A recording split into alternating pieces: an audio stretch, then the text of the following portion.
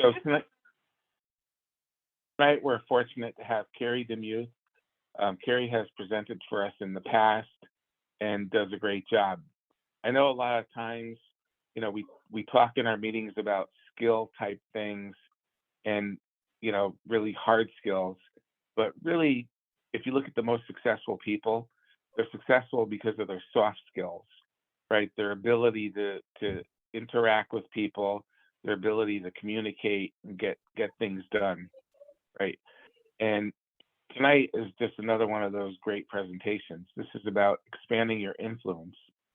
So Carrie's going to be going through some things with us. I believe that I don't know if you want to post it again, Steve, but there's a link in the chat box about to link you to a worksheet or workbook that you might use as we're going through things tonight. So Carrie has a great deal of leadership experience in transformation, dealing with executives, leadership programs. She's coached a lot of people, a lot of different organizations. You can see them listed, and she's just one of those people who is not only passionate about learning herself, but passionate about sharing her knowledge with others and helping them grow. So without any more words from me, because I'm sure you're probably sick of hearing me, I'm going to turn it over to you, Carrie, and thank you for being with us. Thank you, Bob. Thank you. Welcome, everybody. I'm going to share my screen out. Presentation. So welcome, everyone. Thanks for being here with me tonight. After you've worked a full day, I'm sure that you might be a little tired. So as much as I can, I want to make this interactive, right? So that you're not just hearing my voice. Just a little bit, I am very passionate about learning. I do teach at Sac State Extension in the project management and business analysis programs and leadership programs there. I also do executive and leadership coaching and leadership development in my own company, Forward to Focus. And prior to this, I actually spent the lion's share of my career in both private and public sectors in IT, managing large cross-functional projects, right? So definitely feel like my kindred spirits are in the room with me tonight. And so I look forward to getting to play with this topic together. Just so you know, kind of a little bit of how I offer content is that I will offer some content, but I think the more important thing is to give some space for everybody to make their own meaning out of this, right? Is that whatever you take away, or how do I want to put this? More of like, we're going to be more willing to engage and use this in our daily lives when we feel like it fits right? If it feels like, a scratchy wool coat and it doesn't, then we're not going to use it, right? So it's like tonight, we're in a safe space. Ask your questions, offer your insights. Those are actually the best gifts that we give each other, is that we get to learn and deepen our learning from other perspectives. So please, I keep notes, so never worry. You could always just unmute and ask your questions or share your insight. I welcome it. All right. So what's on deck for tonight? So we're going to look at expanding our influence, and where we're going to start is really gaining some awareness on how we're defining it. How we define things greatly impacts how we engage in it, right? And then we're going to shift gears into how we want to cultivate influence. We're going to talk about what's in your control, right? So what's in your control when we look at influence and how you grow it. What can you influence and the different ways we might influence, and what we cannot influence, what we may need to accept and let go. So that's what's on deck for tonight. And I'm sorry if you're hearing the background. I'm home with my kids are playing with the dog right now. So what I want to do for a minute is just get out of our analytical brain, right? And kind of shift gears into our creative brain. It helps us explore topics a little bit deeper. So I want you to look at the pictures that are on the screen and find the picture that you feel defines influence. Find the picture that you feel defines influence and why. Why is that so? Look at these pictures. Which card represents influence for you and why? And if you want to, you can keep notes on the top of page 2, which just says, what do you believe about influence? Right? So which of these cards represents influence to you and why?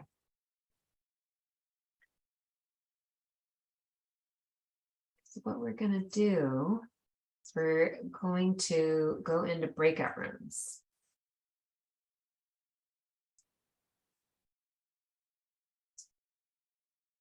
So what we're going to do is you're going to be in breakout rooms of 3 to 4. What I want you to do is go ahead and share which card represents influence for you and why, right? And everybody share, get a turn to share. So what we're going to do is we're going to go into breakout rooms, probably about for 7 or 10 minutes. So does everybody, maybe you guys can give me a thumbs up. Do you have your card? Are you ready for breakout rooms? Oh, good. Thank you, Pindu. I appreciate the feedback. All right. So go ahead. Oh, thanks, Nora. We're going to go into breakout rooms. I want you to share which card you felt represented influence and why. And I hope you have a lot of fun interacting with each other. And I'll see you back here in about 7 to 10 minutes. I'm going to open the rooms now.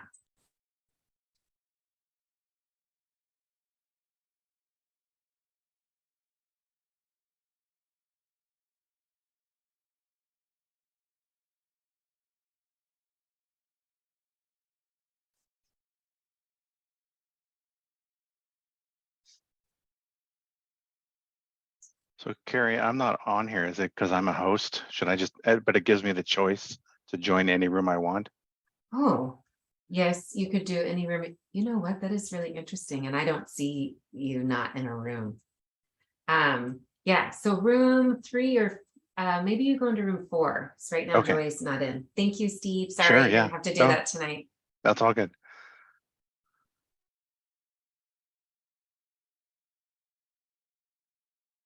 Hi, Steve. Hello. So Steve, are we gonna get 1 or 2 more, or is this it? Or Well, there was supposed to be 4. I didn't get assigned a room because I'm the host, so I got to just pick one. But I think there was like 3 or 4 total, so we can probably just start talking. you want me to go first?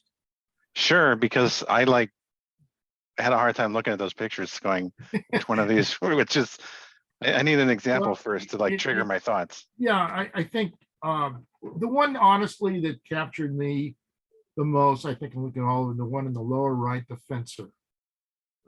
Just because it was very imposing that this individual, he or her, had all the right equipment on for fencing to protect themselves. I was also impressed that they had I think it's called an epi. There's a name for that sword they use in fencing. Right out in front of them, you know, like this is what we got to do. This is the goal. So I would say that one just sort of captured my attention right off the bat. I mean, that's a good point because, you know, based on what you do with your fencing stick is going to influence what the other person's going to do in response. Yeah, good point. I'll go next. Okay. So the hand spoke to me, and I took that hand as someone raising their hand. Mm. You know, and I think of, you know, raising your hand to speak up about something, or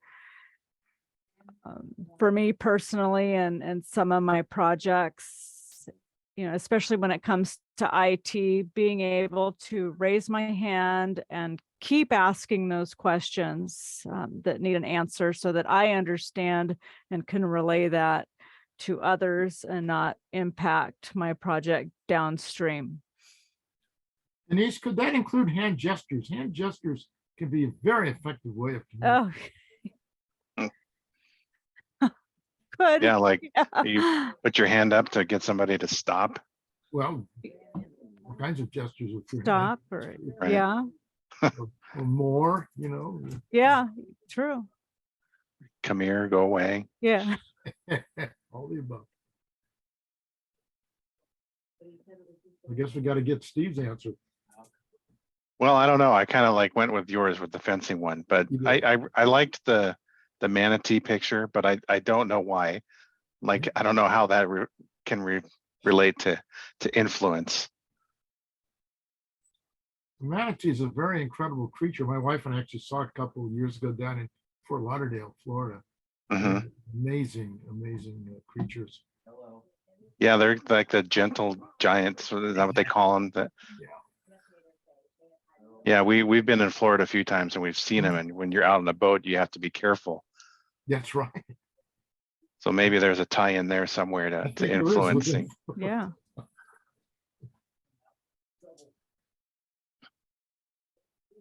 Okay.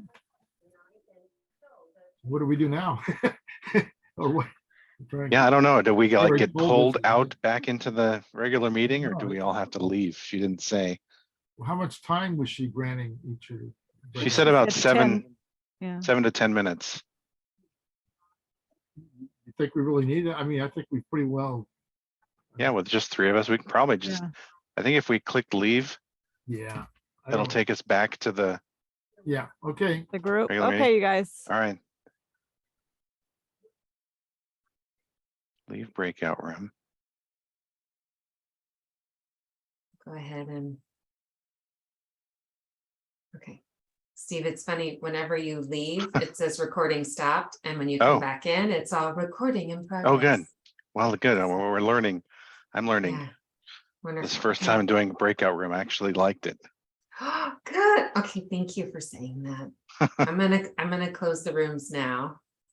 Oh, we didn't know if we would get pulled in or if we had to like leave. You can leave. I'll close them and you guys come back in. Okay. So it goes both ways.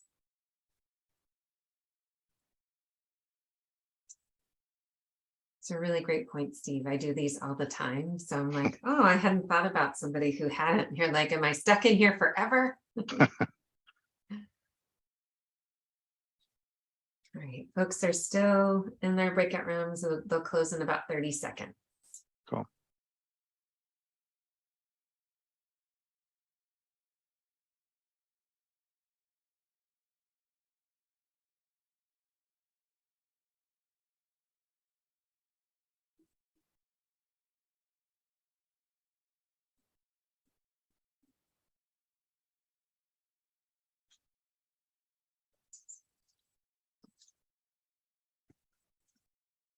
All right, welcome back, everyone.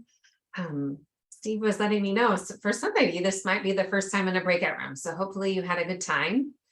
And I'm just curious, so, wanted to give you all a chance to talk in your breakout rooms, but then when we come back together, offer an opportunity for people to share. So I'm just curious if anybody's willing to share the insights from their conversation in their breakout room. Kara, do you want to go breakout room by breakout room? Would that be a little? We could. I just didn't know if I was more letting people volunteer since it's a nighttime kind of thing. Okay, so I'll volunteer. We discussed briefly.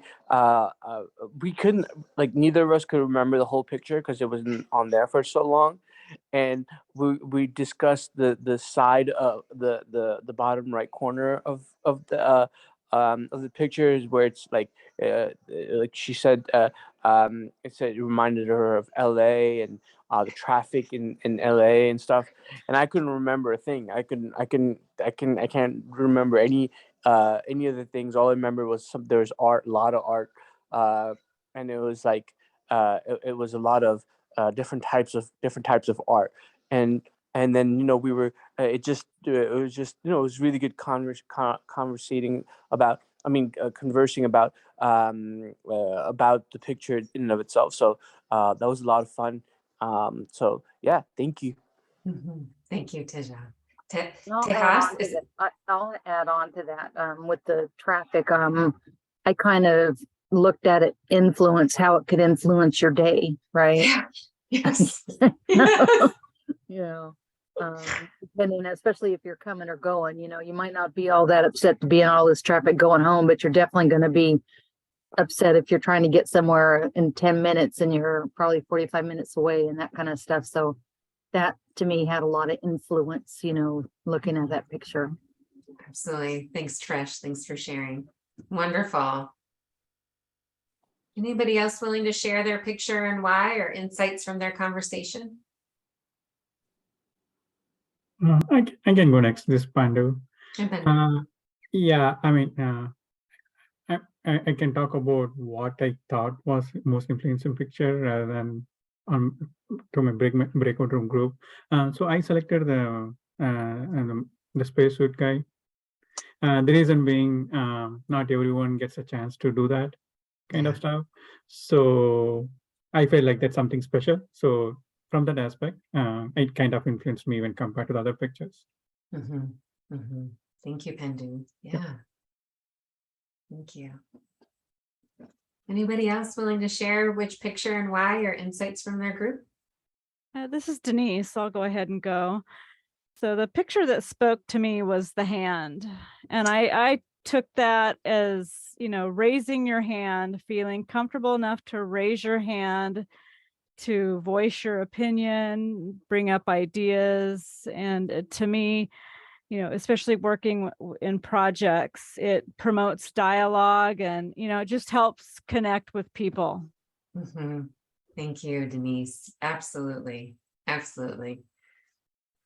I always love, Lori, I was in the same group, and the one that, for whatever reason, immediately hit me was the fencer. yeah. It's imposing. They're, I think they call that sort of epi. There's a name for it, maybe epi, if anybody else knows. But the epi is not only covering everything, but she's pointing to, like, this is what we got to do. It's very direct and to the point. Literally, no pun intended. No, I love that, Larry. Absolutely. Absolutely. I'm gonna hear from Steve, because Steve had sort of two things he was talking about. Oh, wonderful. Steve, you're getting called out. Well, I appreciated Larry going first because I'm looking at these pictures and I like the pictures, but I couldn't figure out how it tied in. So his example jogged my memory. The fencing, when somebody's pointing that fencing stick at you, that's influencing how you're going to react to it. Yes. Are you going to knock it down? Or are you going to duck out of the way or whatnot? But my favorite picture was the manatee.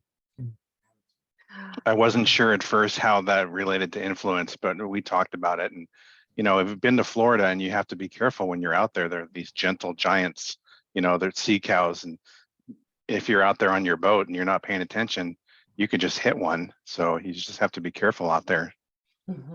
Yeah, you have to navigate those waters carefully. Mhm. Absolutely. Influence feels like a little bit like that too sometimes. Yeah, wonderful. Well, thank you. Thank you. Again, I love being able to really give us some space to get clarity on how we see influence, right? You have this definition on page 2 of the workbook, right? And you can look up the Webster definition of influence. It doesn't say very much. I loved this one because it feels like more what influence is in practice, right, in our work lives. And it's part of our identity. And we earn it through the things we do and who we are and how we show up and how we navigate with others. And professionals that have influence have an easier time getting great things done with and through others. Our challenges at work are actually getting more and more complicated. What we might have been able to do on our own, 15, 20 years ago, now we're doing through teams, right? Is that we don't do as much individualized work. We do a lot more in collaboration. There are a lot more touch points in an organization, right? Like even thinking about systems and people, we're not just in our little silos. We have to work well together. So what I loved most about this definition is it's really talking about our own personal power, the investment we take in the relationships we build and the expertise we develop, right? Like Bob was saying earlier, continue to develop your expertise, right? This also is about how we interact with others, right? Really allowing people to feel heard and balancing that with the agenda of what we want to do moving forward. So this really wonderful definition really is talking about us and so much of what we control when we look at influence. So when we talk about personal power is not developed overnight, right? I mean, you don't just have one conversation with someone and all of a sudden you have built this beautiful trust connection. So this actually takes time and effort. If you really want to expand your influence, it's looking at the activities you're doing on a daily, weekly, and monthly basis and incorporating them into your workday. So finding your why to invest your time in expanding your influence is important, because if you don't see it as a critical success factor, you're not going to invest in it, right? So just take a minute to figure out why is this important to you? What would expanding your influence give you? You can take notes on page 2 of your guide if you just want to jot some notes.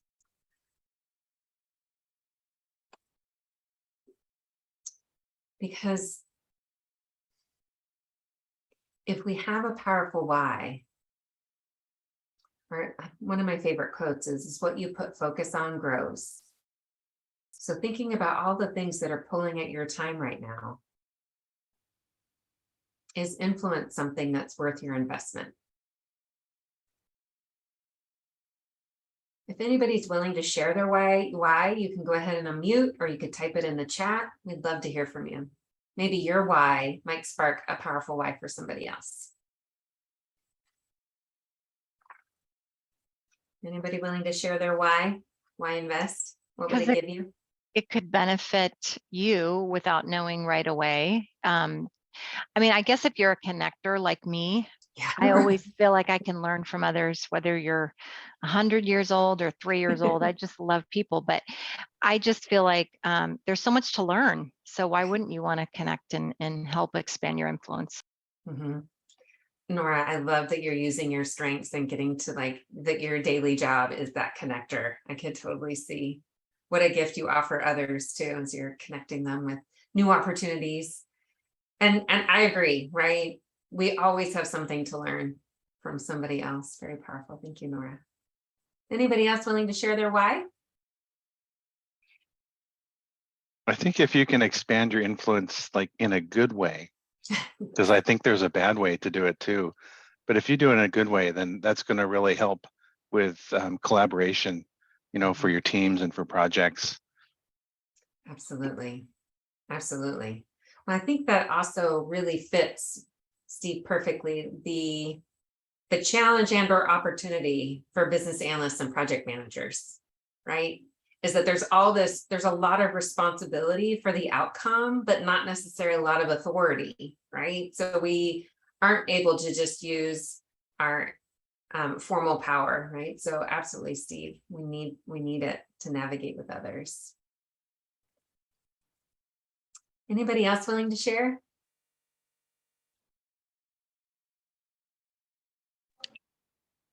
Can we say that you'd invest time expanding your influence because it enhances practice?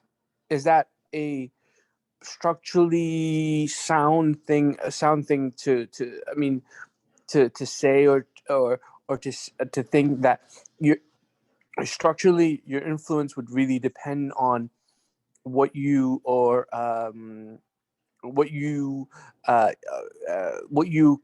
control. I mean, not like control, but what you're able to what you're in your sphere, you're able to affect somebody positively, and that would be what you would say you would refer to as influence, right? So could that be maybe?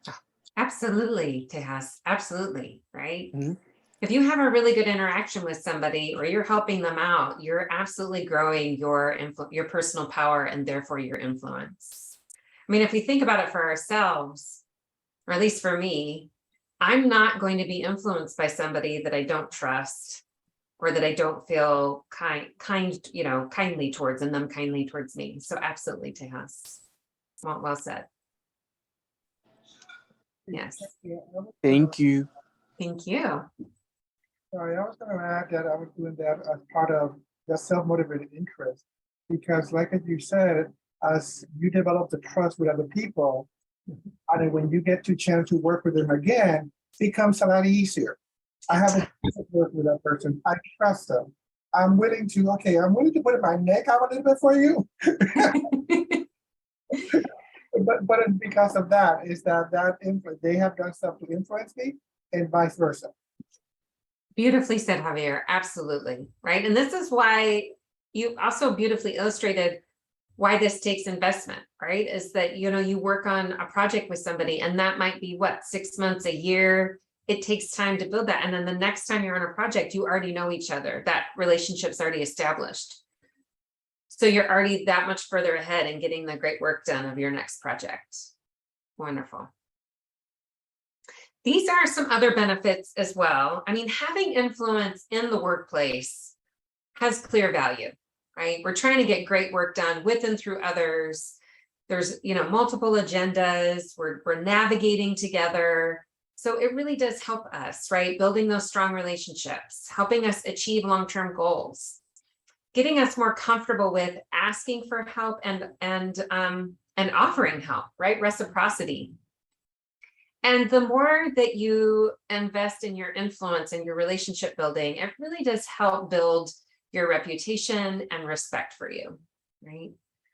So in addition to your whys, these are some other benefits that we're going to see by expanding our influence. So now I want to shift gears in how to cultivate our influence, right?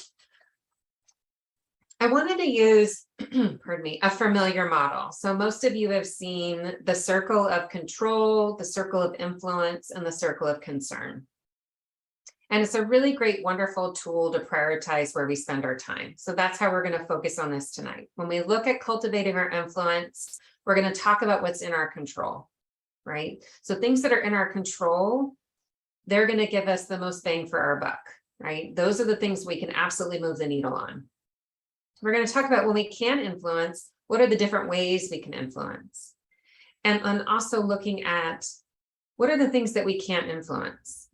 Spending our time and energy here is not going to net us anything further than just maybe wearing ourselves out, right? So really looking from this perspective on where we're going to spend our time and energy when we're cultivating our influence so that we get the most value for the time we're putting in.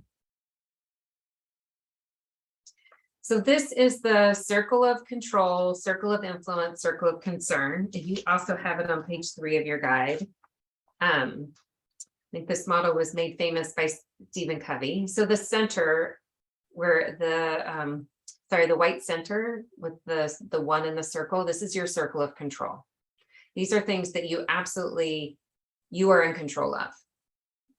The blue circle is the circle of influence. So those are the things that you could spend time on and you maybe could move the needle on, right? Like you maybe could move things forward in the blue circle. The gray circle is the circle of concern. So these are things that are happening to us all the time. We may actually not like them. We might want to change them, but they are technically outside of our control. We could spend a lot of time in this gray area and a lot of our time and energy, and it's not going to change what's happening, right? So from that perspective, this is how we're going to look at how we're going to cultivate our influence. And we're going to start with what's in our control, right? And when I first learned this model, I was honestly kind of sad because as a project manager, I really wanted to feel like I had more control than I did. And when I actually used this model both in my emotional intelligence and resilience classes, and I had somebody in my class offer the concept of the hula hoop, is that if you put a hula hoop over your body, basically that's what you control, right? It's just us, our thoughts, our words, our actions, our mindsets. So when we look from what's in our control, first and foremost, it's cultivating a mindset of respect for ourselves and others.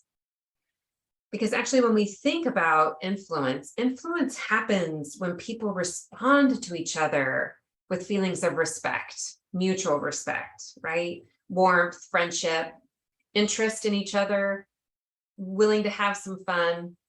So when we think of it from that perspective, what's in our control is really thinking about how we show up in a situation. So how do we want people to feel when they're interacting with us?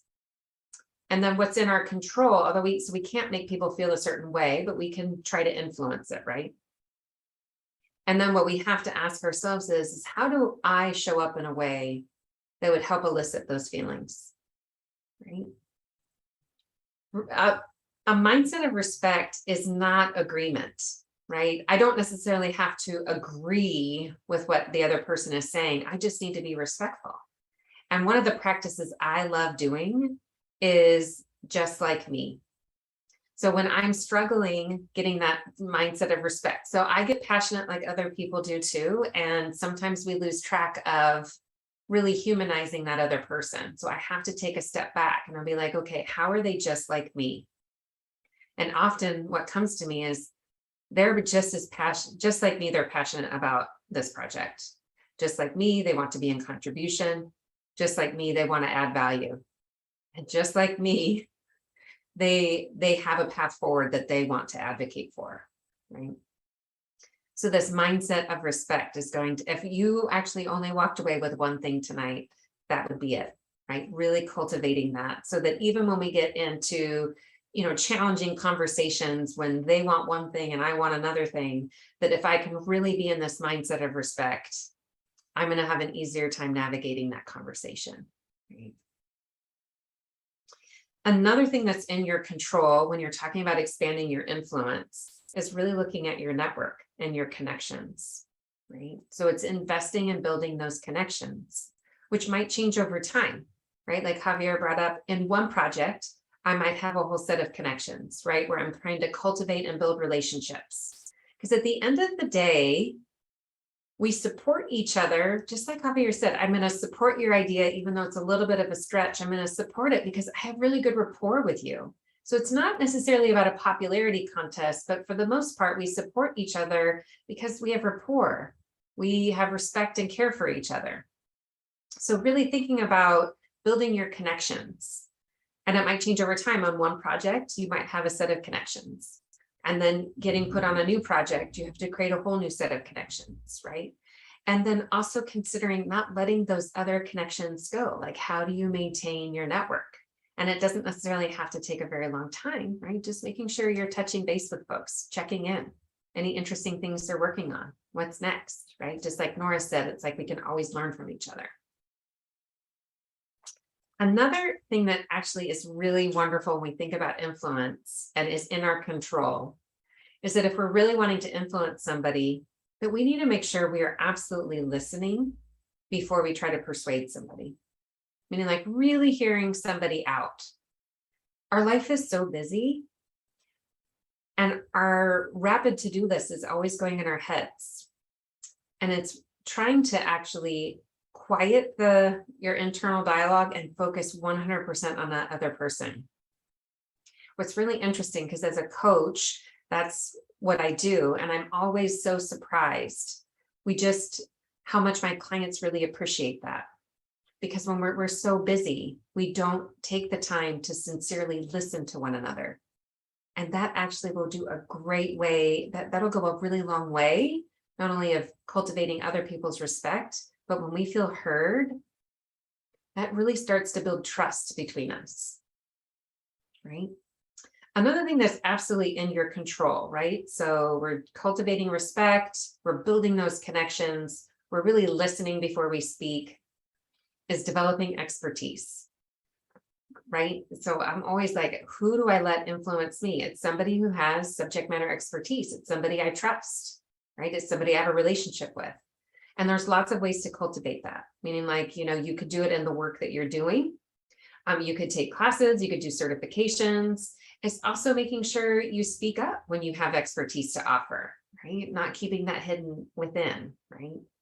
Because those are the things that are going to help us influence others, right? So we really want to make sure we're cultivating those personal connections. We're really being clear with our colleagues about what we're trying to do. We're also valuing their input and contributions and taking steps to develop our expertise. And those are things that are absolutely within your control when you look to develop your influence. Okay. So now we're going to look at what's in our influence, right? And there are 4 ways that we can influence each other. And you're going to want to actually choose the type that fits the situation best, right? So the first type of influence we are offering that we can have with each other is telling. This is a power-oriented influence, meaning like you can tell somebody what to do. You have to have the authority to do that. This works best in, emergency situations or crunch situations where you need to move fast. And so this isn't about collaborating, it's about telling folks to get things done and getting it done. It works well in those situations during crunch time or during emergencies, but telling outside of those times actually doesn't work very well because most of us don't like being told what to do, honestly, right? So telling has a time and a place. And if it's not an emergency or crunch time, shifting gears into the other types of influence would be very helpful. Another type of influence is selling, right? This is explaining your idea through storytelling, research, documentation of why this way of doing something will be beneficial for everyone, right? Really looking at the we and not the I, right? So this isn't like, oh, this is going to help me, and this help, right? So this is looking at, this is how it's going to benefit us. What's in it for them to engage in our idea or our approach? So this is really talking about the why, and it does help to gain buy-in, especially if you take time to engage your empathy and help them to see how they could benefit from your approach. So that's selling. Then you have consulting, and consulting is more of what I would do if I was, so consulting can happen if the decision is yours. So an example could be somebody has been assigned to figure out which project management software is going to work best in your organization.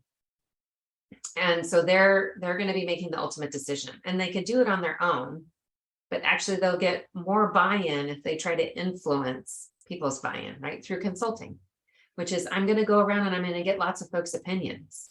What kind of software would you like? What kind of features do you want? And what would be most beneficial to you, right? So I'm going to gather all of this information. At the end of the day, the decision is still mine. So I'm going to use my information I gained from consulting, one, to influence my decision, but then also to influence them for buy-in, right? Oh, thank you, Larry. It's nice to see you. So this is one approach we can have, right? Is that even though I might have the power of decision-making, I can still use consulting as a great way for buy-in. And a lot of the leaders I'm coaching right now, change is just this constant. And they're always like, how do I lead change? How do I enable change? This is one way, actually, consulting could be a really great way to influence folks to navigate and through the change, right? Versus resisting it. Because even if we don't agree necessarily 100% with the final decision, because we feel heard and have input, we're more likely to be willing to engage in it, right? Then the last type is probably the one we navigate in the most, which is really collaboration. And it's trying to get everybody's ideas on the table, right? And from there, co-create together a solution forward. So it means that during these conversations, we are absolutely maybe using a combination of these things. So I'm starting out as collaborating to try to get everybody's ideas, and then I have a good idea. So then I might go ahead and consult and test my idea with some folks.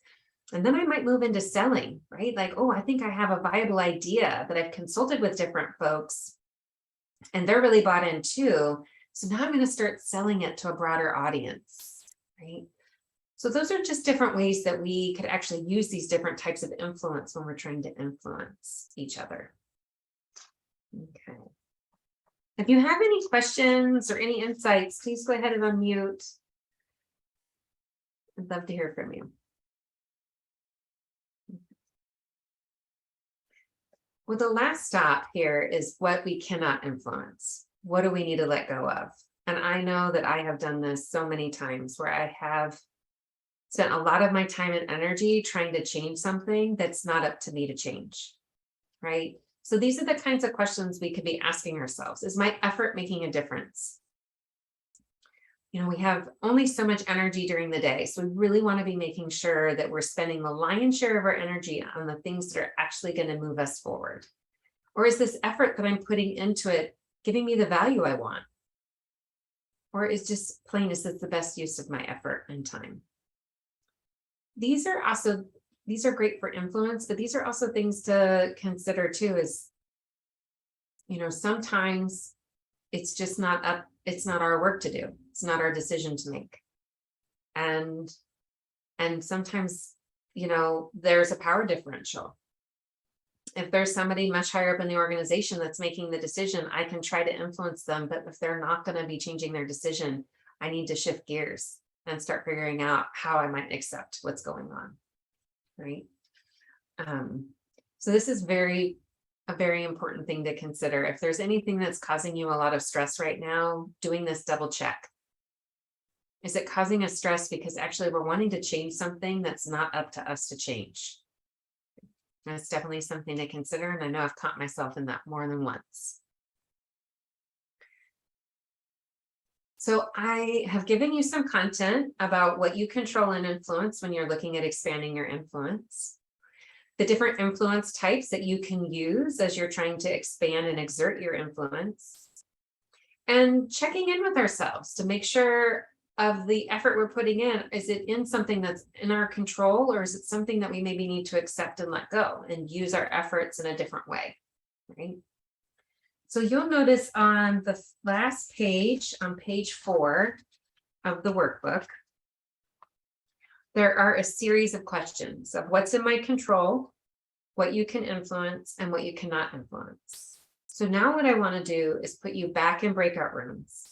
So I've actually, I do something very similar in my emotional intelligence class, and I think collaboration on this, on these questions works really powerfully, because you're going to see how different folks think about influence, and it could deepen your learning and our maybe shift how you might influence, right? So we're going to be learning together.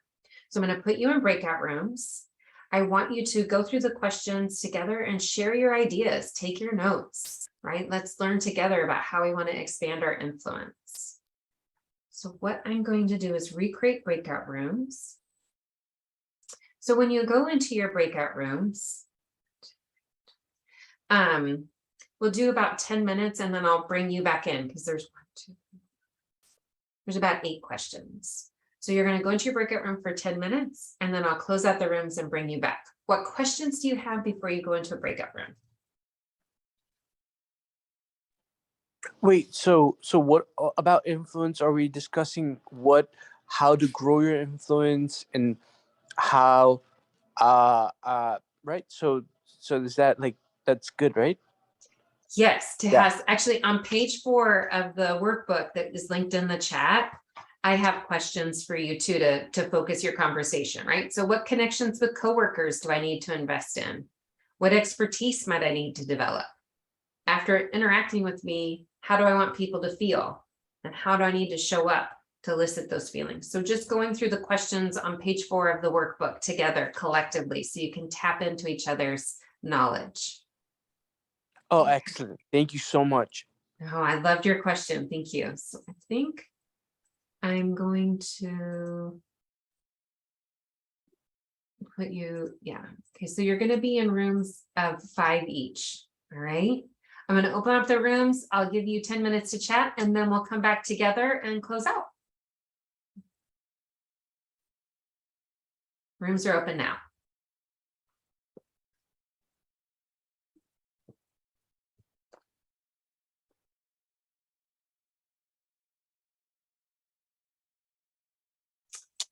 Steve, you're probably going to have to put yourself in a room and you can choose either one.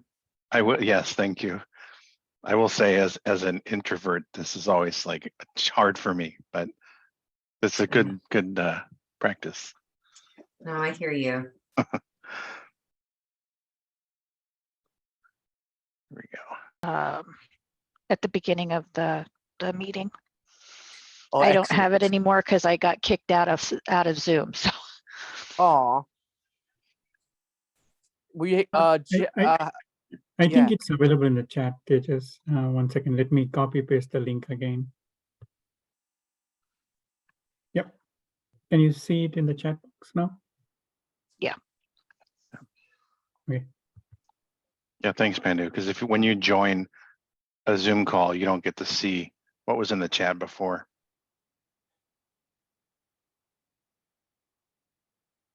Got it.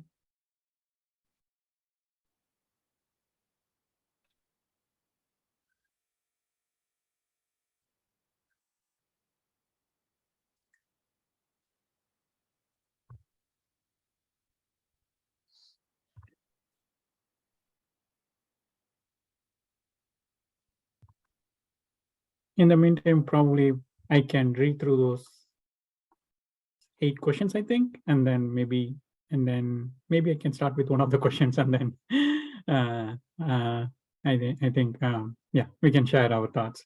So the first question that I see on the page number 4 under what is in my control, it's what connections with co-workers do I need to invest in? And the second question, what expertise do I need to develop, or what expertise could I share more of? After the third question, after interacting with me, I want people to feel. And the fourth question, how do I need to show up to elicit those feelings?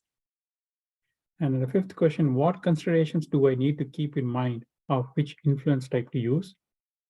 And the sixth question, what does it look like if I have successfully cultivated influence? And under the not influence banner, what is out of your control and influence? And how can you let go and not spend your energy here?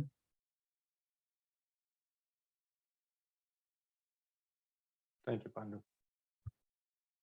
Maybe I can go with the last one. If in case there are any other volunteers, please go ahead.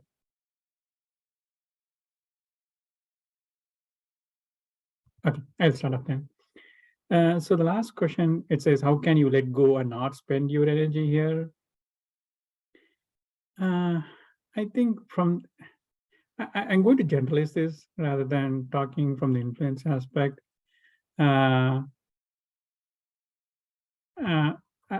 mean, based on my experience, I often feel that like even if you spend considerable significant amount of time that your lead or manager or your executive management request you to work on, when the results do not go the way they expect us to achieve, I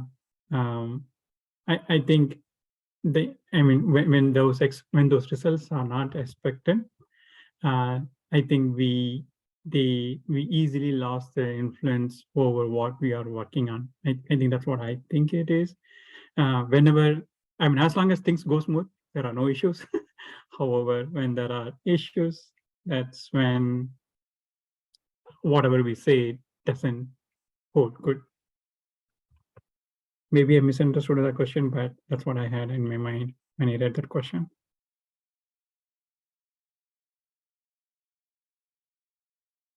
So if everything's going smoothly, you feel okay, being accepted, right? And right. When there's a deviation, whatever Mhm. influence you have over a team or your boss goes already. Right. Perhaps that's more like, well, it says it's something that out of our control, right? That's right. Yeah. But how do you spend energy letting go of influence? Does it mean that you set up more meetings, more requirement gathering sessions, and brainstorming meetings, focus groups, etc.? Or like, does that essentially mean that you are, letting go and increasing your influence or spending more energy on your influence? Taking it more in the part of that when there's a discussion, everything's on the table. But once a decision is made, that's it. I have to let it go. Especially the decision my boss made, I have to let it go. And from sometimes I'll call myself, talking to myself, let it go, let it go. If I'm already decided, move on. And sometimes I find that to be hard to do. Yeah, letting go is hard. Letting go, I mean, when you're used to something and it's tough to figure out what to let go. It's like, oh, okay, what should I let go? I mean, I'm fine. I don't feel any changes or anything like that. But does that you just have to let let go and when you do, what can I mean? Does that mean that because you let go, you not influence something, right? So does that like essentially mean that I'm not going to influence something, I'm not going to be able to influence anything, so I'm just going to let go? So it's probably like huge lesson in life, so definitely appreciate that. Because that also reminds me, it helps me to not sort of, okay, spinning the wheel. If the decision already been made, don't use the energy. Concentrate on where can I pivot, or where can I then use my energy to continue to contribute in this project. Yeah, that makes sense. Absolutely. Spinning. Sometimes we're spinning our wheels and didn't even know we're doing it. We're just spending a lot of time, and what you could control, what you influence, and the considerations of which type of influence that you have and you don't have is also probably critical. But how do we know we're even doing that?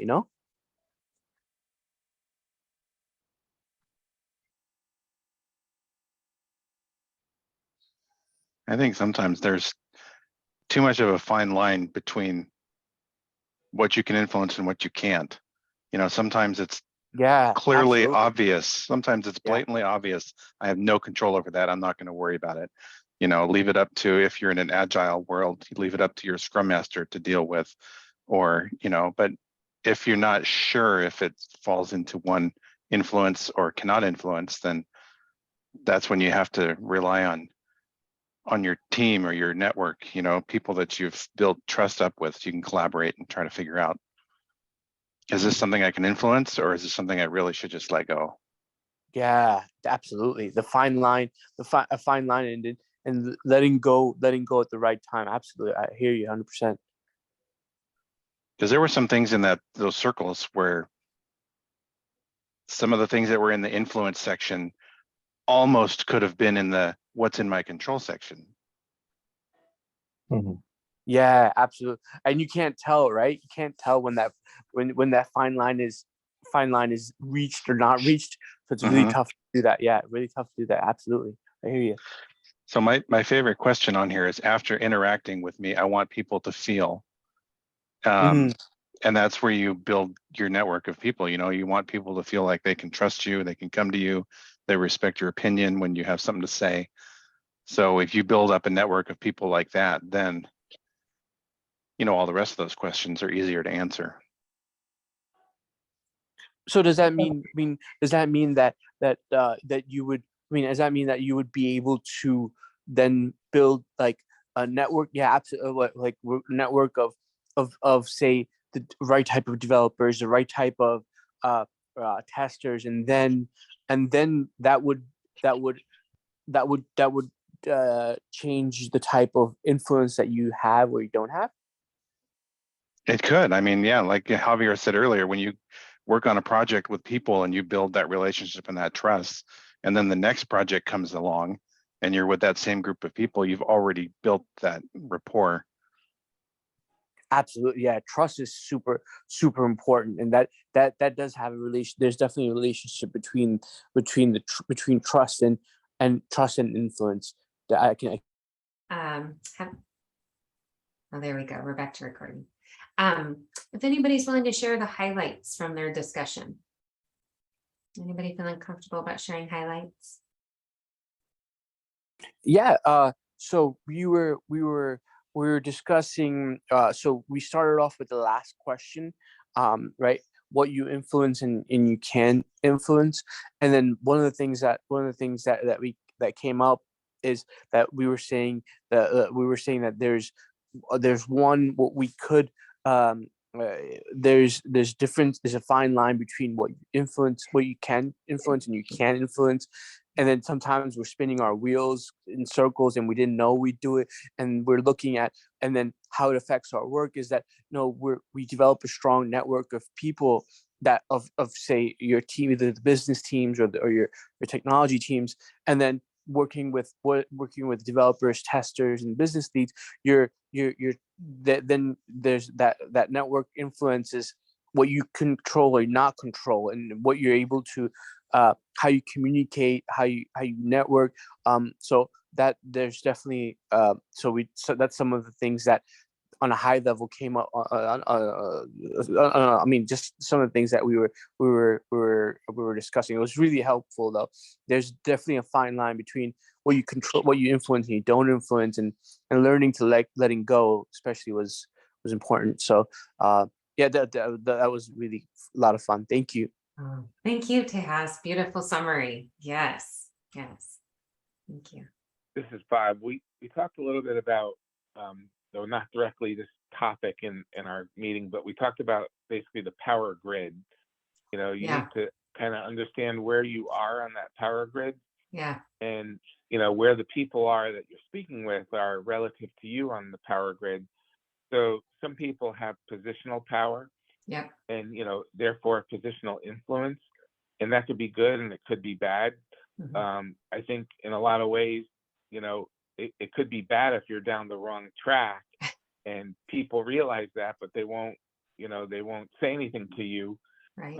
So you have to realize, that that could happen. And I know, in the IAB world, they talked about if you have a bunch of people in a room and you're talking about things, how do you diffuse that positional authority so that everybody feels equal? Yeah. And you get maybe ideas that you shouldn't get, that you should get, but you don't. Right. People are afraid to speak up with the boss in the room. And there's a technique called collaborative games. So there's a bunch of things there. I won't go into it now, but we've had past sessions on it. But that's one way to do it. But I think it's just, being aware. The other thing we talked about is sort of like celebrity status. Mhm. And also people who have money. I mentioned, I know a couple of people that hit lottery in the past in my life, and all of a sudden, everybody thinks they're so much smarter and everything they do is the right thing to do. And, because they have money and people look up to them, even though that money came from nowhere, right? Right. It wasn't like necessarily earned, Mhm. but all of a sudden their level of respect jumped up. So, that's type of situation where it just falls on you. The other type of power that you can gain is, it says it, one of the questions here is expertise or reverent power, where, you build up your knowledge, you build up your skills to a point where you know enough about it. So even if you don't have positional power, you could influence through your knowledge. Absolutely. That was some of the things we talked about. Well, thank you, Bob. Thank you so much. Mhm. Well, and we've had both breakout rooms. Thank you very much for representing your high level discussion. So I really want to thank you for leaning in and just talking about how to expand your influence tonight. If you have questions later, I have my emails on the workbook. So as you're going through this later, if you have questions, let me know. And thank you for letting me be part of your night. I know that you've worked a full day, so thank you for hanging in there with me, and I'll hand it back over to Steve and Bob. Cool. Thank you, Carrie. Thanks, You want me Carrie. You go ahead, Bob. I'll just thank Carrie again for her time, and everybody else on the call for making probably a long day even longer. Carrie, we are gonna present, or Steve will award you a gift card for your time and your effort. I know it's not enough, but it is a token of our appreciation. And Steve, I'll let you take us home. I want to again thank everybody. Say happy holidays to everybody. I know everybody celebrates, different holidays, and some of them are coming up soon. Some of them have already passed. But again, thank you for sharing your time, and we'll see you again in 2023. Right Pete? on. Thank you. So if you still have the Menti up, we're going to do the quiz. I'll share my screen again so you can see what the code is. I will try to share my screen.